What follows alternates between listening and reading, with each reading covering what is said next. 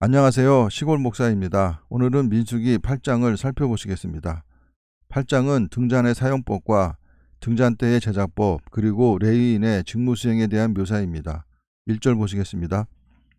여호와께서 또 모세에게 말씀하여 이르시되 아론에게 말하여 이르라 등불을 켤 때에는 7 등잔을 등잔대 앞으로 비추게 할지니라 하시매 7 등잔대는 성령의 역사를 상징합니다. 아론이 그리하여 등불을 등잔대 앞으로 비추도록 켰으니 여호와께서 모세에게 명령하신 것 같았더라. 출애굽기 25장과 본문을 비교해 보면 등잔에 처음 점화하는 것을 대제사장 아론에게 맡긴다는 사실만이 본장에 더 첨가되었습니다. 4절 보시겠습니다. 이 등잔대의 제작법은 이러하니 곧 금을 쳐서 만든 것인데 밑판에서 그 꽃까지, 본절에서는 꽃의 이름을 묘사하지 않았는데 출애굽기에는 살구꽃 즉 아몬드 꽃으로 묘사를 했습니다. 쳐서 만든 것이라 모세가 여호와께서 자기에게 보이신 양식을 따라 이 등잔대를 만들었더라. 이스라엘 땅에 존재했던 성막 전체는 하늘에 있는 실체의 모형입니다. 여호와께서 모세에게 말씀하여 이르시되 이스라엘 자손 중에서 레위인을 데려다가 정결하게 하라.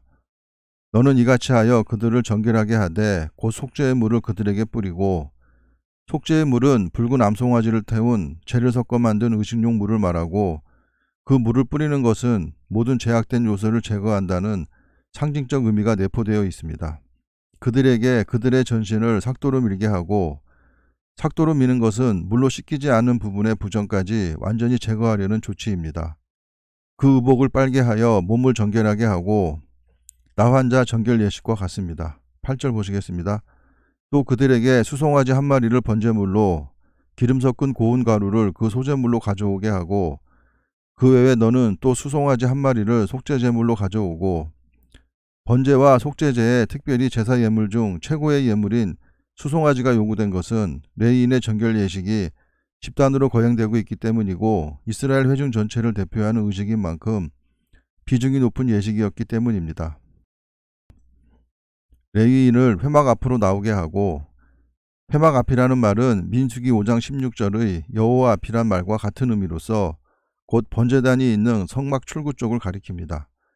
이스라엘 자손의 온 회중을 모으고 한정된 지역 내에 200만가량의 이스라엘 백성 전체를 다 모을 수 없었기에 이스라엘 자손 중 그들의 우두머리나 지도자들 곧 각 지파의 대표자들을 모았다는 뜻으로 보입니다. 레위인을 여호와 앞에 나오게 하고 이스라엘 자손이 그들에게 안수하게 한 후에 각 지파의 족장들이 대표로 나와서 안수를 했는데, 이 안수는 성막 봉사의 의무가 이스라엘 회중으로부터 레위인에게로 공식 전가되었음을 의미합니다. 아론이 이스라엘 자손을 위하여 레위인을 흔들어 바치는 제물로 여호와 앞에 드릴지니 이는 그들에게 여호와께 봉사하게 하기 위함이라. 레위인을 흔들어서 바쳤다는 것은 레위인을 대신한 제물을 요제로 삼아 바쳤다는 견해와 레위인을 단위로 올라오게 한 다음 다시 내려오도록 하는 행위를 통하여 그들을 요제로 하나님께 드렸다고 보기도 하는데, 요제로 바친 제물이 제사장에게 돌아갔기 때문에 레위인이 제사장 수하에서 성막 봉사를 하게 되었다는 의미로 보는 것이 가장 설득력이 있다고 할 수 있겠습니다. 12절 보시겠습니다. 레위인으로 수송아지들의 머리에 안수하게 하고 내가 그 하나를 속죄제물로, 죄 문제가 해결된 후 봉사와 헌신을 할 수 있기에 속죄제물을 먼저 드렸습니다. 하나는 번제물로 여호와께 드려 레위인을 속죄하고, 레위인을 아론과 그의 아들들 앞에 세워 여호와께 요제로 드릴지니라. 요제의 방식이 채택된 이유는 요제가 갖는 특수한 성격, 즉 하나님께 드려진 후 다시 제사장의 목으로 돌려진다는 사실에 기인합니다. 14절 보시겠습니다. 너는 이같이 이스라엘 자손 중에서 레위인을 구별하라. 그래야면 그들이 내게 속할 것이라. 죄가 있는 자들과 세상에 속한 사람은 하나님에게 속할 수가 없습니다. 15절 보시겠습니다. 내가 그들을 30세에서 49세까지의 레위인을 말합니다. 정결하게 하여 요제로 드린 후에 그들이 회막에 들어가서 봉사할 것이니라. 그들은 이스라엘 자손 중에서 내게 온전히 드림받은 자라.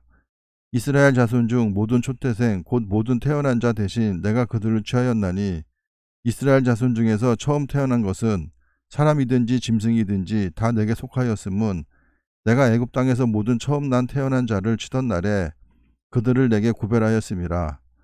이러므로 내가 이스라엘 자손 중 모든 처음 태어난 자 대신 레위인을 취하였느니라. 내가 이스라엘 자손 중에서 레위인을 취하여 그들을 아론과 그의 아들들에게 주어 그들로 회막에서 이스라엘 자손을 대신하여 봉사하게 하며 또 이스라엘 자손을 위하여 속죄하게 하였나니 제사장의 속죄 사역을 보조했습니다. 이는 이스라엘 자손이 성소에 가까이 할 때에 그들 중에 재앙이 없게 하려 하였음이니라.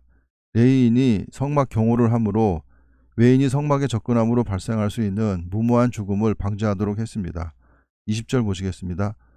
모세와 아론과 이스라엘 자손의 온 회중이 여호와께서 레위인에 대하여 모세에게 명령하신 것을 다 따라 레위인에게 행하였을 때 곧 이스라엘 자손이 그와 같이 그들에게 행하였더라. 레위인이 이에 죄에서 스스로 깨끗하게 하고, 스스로 깨끗하게 했다는 것은 레위인들이 정결에 필요한 모든 의식적인 규범을 수행했다는 것입니다. 그들의 옷을 빨매 아론이 그들을 여호와 앞에 요제로 드리고 그가 또 그들을 위하여 속죄하게 하여 정결하게 한 22절 보시겠습니다. 후에 레위인이 회막에 들어가서 아론과 그의 아들들 앞에서 봉사하니라. 회막의 뜰에서 봉사했다는 뜻입니다. 여호와께서 레위인의 일에 대하여 모세에게 명령하게 하신 것을 따라 그와 같이 그들에게 행하였더라. 여호와께서 또 모세에게 말씀하여 이르시되 레위인은 이같이 할지니 곧 25세 이상으로 회막에 들어가서 복무하고 봉사할 것이요 25세부터는 수습생이고 30세부터 정식으로 일을 수행한 것 같습니다. 50세부터는 그 일을 쉬어 봉사하지 아니할 것이나 49세까지만 일을 하고 50세에는 쉰다는 것입니다. 26절 보시겠습니다. 그의 형제와 함께 회막에서 돕는 직무를 지킬 것이요 일하지 아니할 것이라. 너는 레위인의 직무에 대하여 이같이 할지니라. 하나님께서 광야 금송아지 사건을 통해 레위인을 택하시고 그들에게 제사장을 돕는 직무를 부여하신 것은 당시로서는 커다란 혜택일 것입니다.